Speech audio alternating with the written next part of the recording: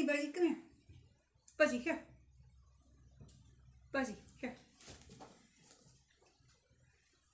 Hey. Today I want to talk about the dog with a history of abuse. Doesn't it seem like every rescue you've ever heard of had a history of abuse? Well, having heard that so many times, I wondered, if you could get a dog who did have a history of abuse, how much could you change him? Even if it was bad.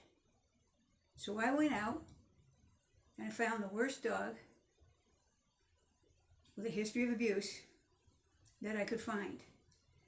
The veterinarian used to knock him out cold for a well exam and Narcan him back to life to send him home.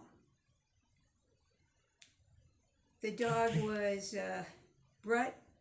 was taken from the rescue with scars. All 4 feet are deformed, scars all over his head. And the veterinarian, after 3 years, said, "This dog is dangerous. I recommend you surrender him or euthanize him." And the family did. However, over 2.5 years, I was able to get photos and videos of this dog's original litter and the day the ACO confiscated them, photos of his first veterinary exam, and his current scarring and damage. And everyone agrees this was an infection. The dog was never abused. Buzzy, come here. Come here. Buzz, right here. Good boy. Just sit here and be a star. Good boy.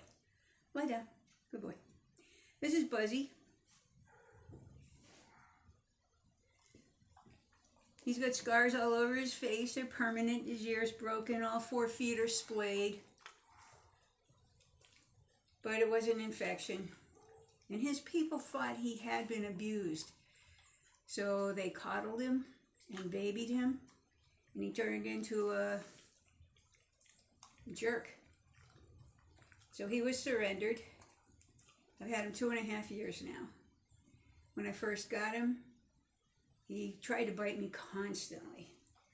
I couldn't touch him, couldn't put a collar on him, could barely put a leash on him. He didn't like to walk on a leash. Good boy. You can have that. Buzzy, come back here. You're supposed to be a star. Come on. Buzzy, here. Come on. You can bring your treat. Here. Right, just lie down a minute. Down. Down.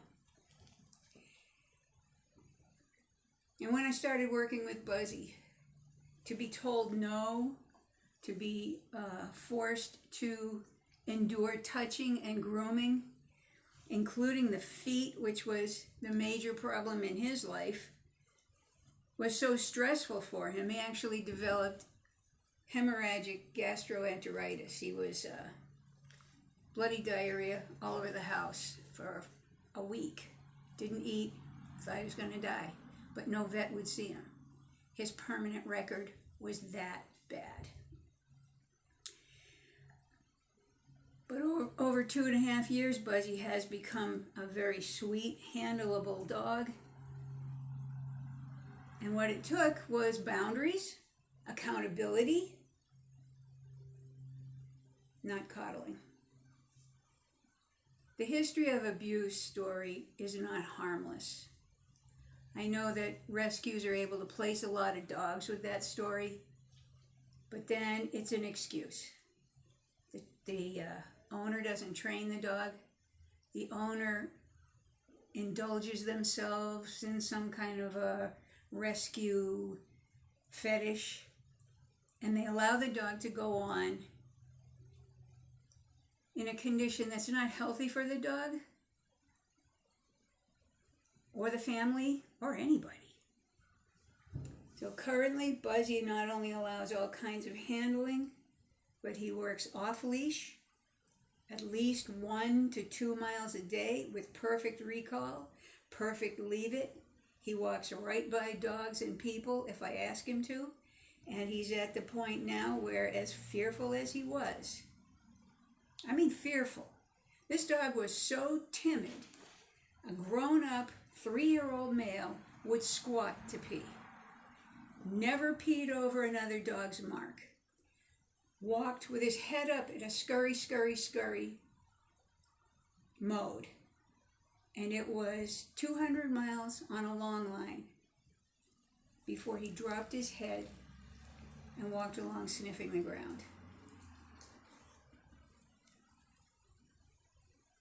It's not harmless. History of abuse is just an excuse. Doesn't do the dog any good. Doesn't matter what happened to him, whether it happened or not. The dog